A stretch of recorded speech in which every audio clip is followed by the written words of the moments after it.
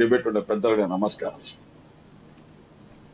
Sir. ఈ రోజు ఆంధ్ర రాష్ట్రంలో పూర్తిగా కక్ష సాధింపు రాజకీయాలు జరుగుతున్నాయని అన్నట్లో ఎటువంటి సందేహం లేదు సార్. ఒకరికి ఒక రకమైన న్యాయము, మరొక రకమైన న్యాయము. అంటే టీడీపీ వాళ్ళు తప్పు చేస్తే ఒక రకమైన న్యాయము, వైఎస్ఆర్సీపీ తప్పు చేయకపోయిన బాధితులు ఉన్నా కూడా వారిపైన కఠిన శిక్షలు. ఇది ఎంతవరకు సమంజసము? ఎక్కడైనా కూడా ఇద్దరు వ్యక్తులు పోట్లాడుకుంటే ఇద్దరి మీద కేసు కట్టాలి. అది వదిలేసి ఒక వ్యక్తి పైన కేసు కడతాం, అది మా ఇష్టం అనేది ఎంతవరకు సమంజసం సార్? నేను ఈ రాష్ట్ర ప్రజలు అడగదలుచుకున్నాను, ఈ రాష్ట్రం నుండి యువకులు అడగదలుచుకున్నాను.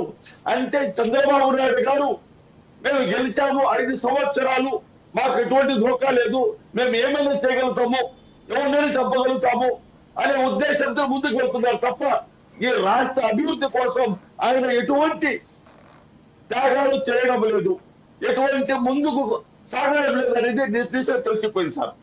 విరూపాక్షి గారి విషయంలో అయితే ఏదైతే జరిగిందో, ఒక ఎమ్మెల్యే తన అనుచరుడు, అయ్యా నాకు ప్రాణహాని ఉంది, నన్ను టీడీపీ గుండాలు చుట్టుముట్టారు, నన్ను చంపేస్తారంటే నీతి నిజాయితీ కలిగిన ఎమ్మెల్యే విరూపాక్షి గారు తన కార్యకర్తలు రక్షించుకోవడానికి అక్కడికి వెళ్ళారు సార్.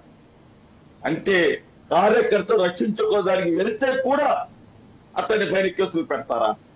అంటే వెళ్ళకూడదా?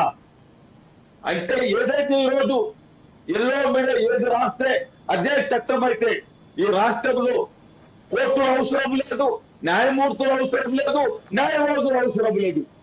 అంటే ఏదైతే ఎల్లో మీడియా రాస్తుందో, ఏదైతే పబ్లిసిటీ చేస్తుందో దాని ప్రజలే కేసులు నడుస్తుంటాయి.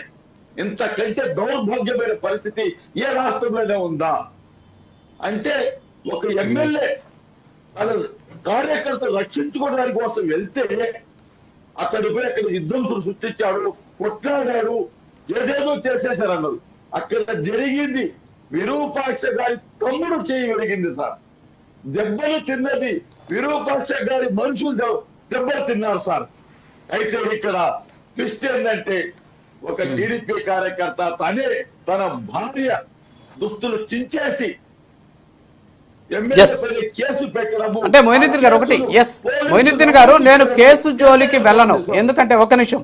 ఎస్ మొయినుద్దీన్ గారు, నేను కేసు జోలికి వెళ్ళను, ఎందుకంటే అది ఆల్రెడీ జడ్జి గారు రిమాండ్ ఇచ్చేశారు. సో రిమాండ్ ఇచ్చారు అంటే ఖచ్చితంగా ఏదో ఆధారాలు ఉంటే తప్ప వాళ్ళు ఎవరో మీకు తెలుసు. సో నేను ఆ విషయం జోలికి నేను వెళ్ళను. నిన్న జగన్మోహన్ రెడ్డి గారు ఒక మాట అన్నారు, ప్రజల చేత ఎన్నుకోబడిన, ప్రజలు ఓట్లేస్తే గెలిచినటువంటి ఒక ఎమ్మెల్యేని తీసుకెళ్లి అర్ధరాత్రి ఇంటికి వచ్చి తీసుకెళ్లాల్సినటువంటి అవసరం ఏంటి? ఆయన ఉంటాడు కదా, ఎక్కడికి వెళ్ళడు కదా అనేటటువంటి అంశాన్ని అన్నాడు. దాన్ని మీరు అడ్మిట్ చేస్తున్నారు.